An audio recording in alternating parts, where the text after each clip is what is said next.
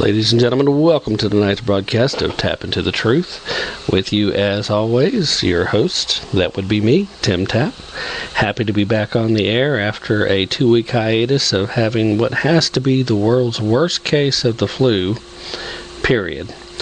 I actually went from the stomach virus version to the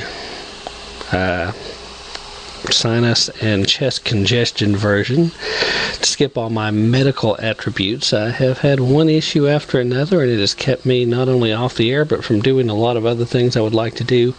I am happy to be back on the air, and I'm happy to be back on the mend, and I hope that you are happy to be hearing from me as much as I'm happy to be able to speak to you guys again tonight. At any rate, we are broadcasting from Roane County, Tennessee. And unfortunately, for those of us here in Roane County, Tennessee, it has been a tough last couple of weeks, not just for me, but for a lot of folks.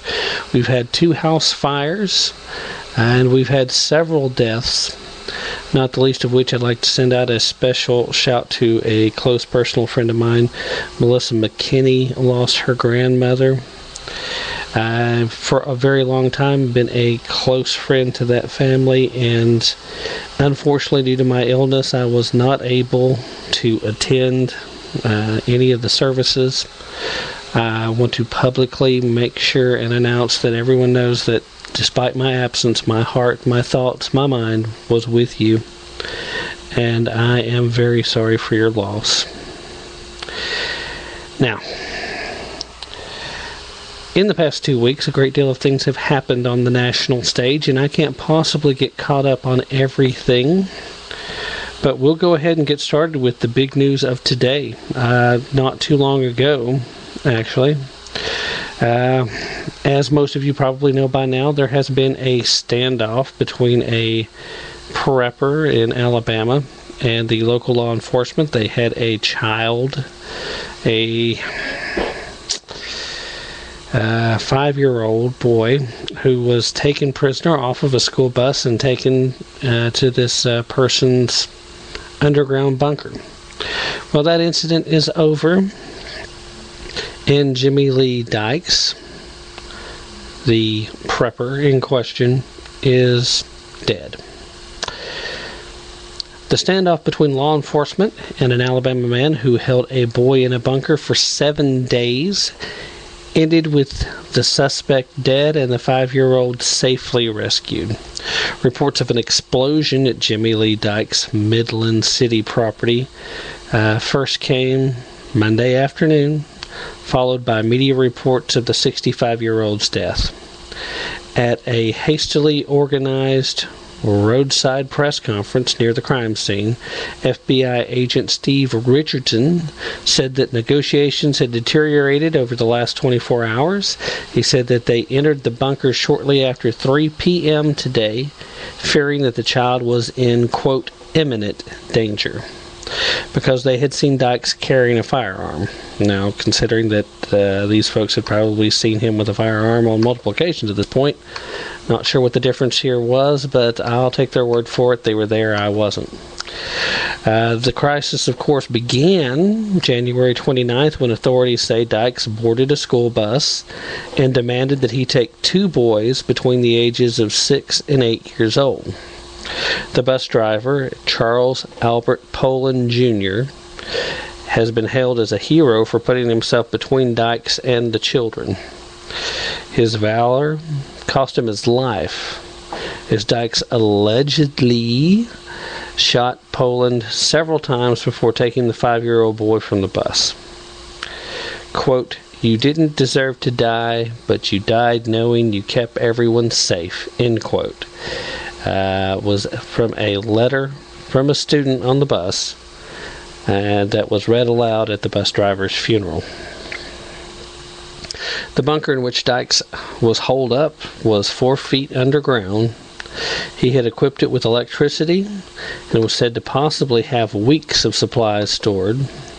Negotiators communicated to him through a ventilation pipe. Because of the risk of tornadoes in this part of Alabama, bunkers are relative fixtures in the landscape. Authorities sent Ethan's prescription medication, as well as items the boy requested, like Cheez-Its and Hot Wheels. They managed to deliver these things to the boy. There was open communication with Dykes, according to authorities, but they said he made few demands, making it unclear what he hoped to accomplish. Some of the neighbors believe Dykes timed the abduction to nearly coincide with a court appearance scheduled for the day after he shot Poland. In December, Dykes had been arrested for allegedly shooting a gun to frighten a neighbor. For that incident and others, people who lived near Dykes were leery of him long before he became a hostage taker. They said that he once beat a dog to death with a lead pipe, and that he warned children they'd be shot for crossing into his land, and that he guarded his property at night with a flashlight and gun. He was a loner who allegedly lost contact with an adult daughter years ago, and according to people who lived near him, the sounds of conservative talk radio filled his home and fed his anti-government attitudes, locals said. Details about Dykes slowly emerged as negotiations failed to break the impasse. Dykes was a decorated Vietnam War veteran who'd served in the Navy. He'd grown up nearby, but later in life he'd moved to Florida, where he worked as a surveyor and a truck driver. He returned to Alabama about 2 years ago, according to the rural property on the dirt road. In 1995, he was arrested for improper exhibition of a weapon. That charge was dismissed, and in 2000, he was booked on marijuana possession charges. Now, this is the extent of the story as it's being reported through the major mainstream medias. The important thing to notice here is that this man, obviously a little unbalanced. The real question is, what kind of psychotropics was he on? What was he being treated for? Because I can guarantee you that at some point in the very near future, we're going to find out that this man was under the influence of commercial-grade pharmaceuticals. He was a Vietnam War veteran. He served in the Navy. He had been a truck driver. He had been a surveyor. This is a guy that listened to talk radio that fed his anti-government attitudes. I'm sorry. Anybody who loves the Constitution can have a pretty strong anti-government attitude at the moment, and it doesn't take talk radio to do that. How about serving this country? How about taking an oath to protect and defend the Constitution and the citizens of this country from the likes of those would-be despots who currently seem to reside in Washington, D.C.? I'm not going to make any attempt to justify what this man has done, and I'm certainly not going to make any attempts to make it sound like it's okay. But it is also not okay to take this situation, which was odd at the least, and try to paint this as an anti-conservative moment. It's the conservatives who are at fault here. Those people who refuse to give up their firearms. Those people who refuse to listen to reason because we're just not smart enough to understand the gosh gee smartest people on the planet. Those intellectual elitists who know better than we do what to do with every aspect of our life.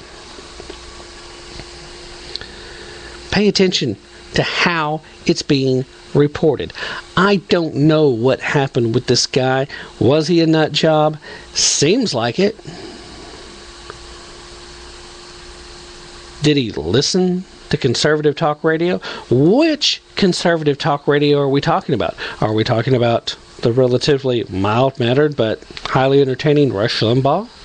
The relatively mild-mannered but to the point and let's make the argument Sean Hannity? Is it the in your face, I'm going to shout you down the way you try to shout us down, Mark Levin or Michael Savage? Is it the conspiracy theory around every corner, Alex Jones? Is it the gloom and doomer, Glenn Beck? Who? Or is it, I don't know, the libertarians, Neil Bortz? Maybe it's even some smaller, lesser-known folks. There's a lot of us out there.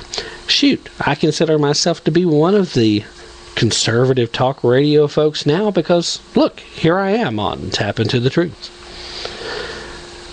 We've got to be careful about how this will be played out, and we've got to watch for how this is going to be spun. They want you to think that returning veterans are a threat. They're going to go off and do this stuff.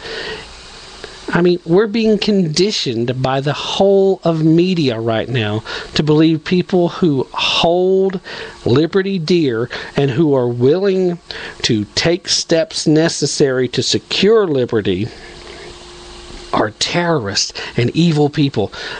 Even my own beloved Sci-Fi Channel has betrayed me. One of the newest shows on, I don't know if you've seen it, if you guys are out there. I can't help it. I've always enjoyed good science fiction, and I like a lot of the Sci-Fi Channel's original programming.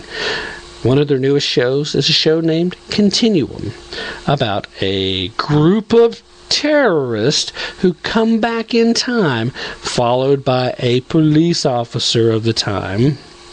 Well, wasn't followed, kind of got caught up in the blast, blah, blah, blah. But the thing is, the terrorists were fighting against a corporate government unification that had done away with individual liberties. There's even a scene in the first episode where one of the people in the house of the police officer is talking about maybe these guys are right. Maybe we've given up too much of our freedoms and liberties. And he's laughed at by the others like, what a silly, antiquated idea. Liberty? Certainly not worth fighting for. These people are just wrong. And if you think for a second that your liberty is worth fighting for, you should be laughed at. This is conditioning, ladies and gentlemen. This is our pop culture telling us what we should be doing, what we shouldn't be doing. I recommend on my personal Facebook page today, I put up a link to the YouTube consisting with Paul Harvey's If I Were the Devil. I recommend you look it up on YouTube or look it up on some other site if you can find it. Paul Harvey, ladies and gentlemen, everybody's abuzz today because of the Dodge commercial where Paul Harvey's and God Made a Farmer broadcast was basically it. And that was a great commercial, by the way. Not because Dodge is some super great product, not that they're not, but it was a great commercial in so much that it touched on American tradition and the classic broadcast voice of a dearly missed broadcaster in Paul Harvey. Now, Paul Harvey, I did not always necessarily agree with every last thing that the man said, but he was a class act, and he is missed. That commercial, wasn't the funniest commercial, certainly wasn't the grossest commercial, which was the GoDaddy.com, the Kiss commercials.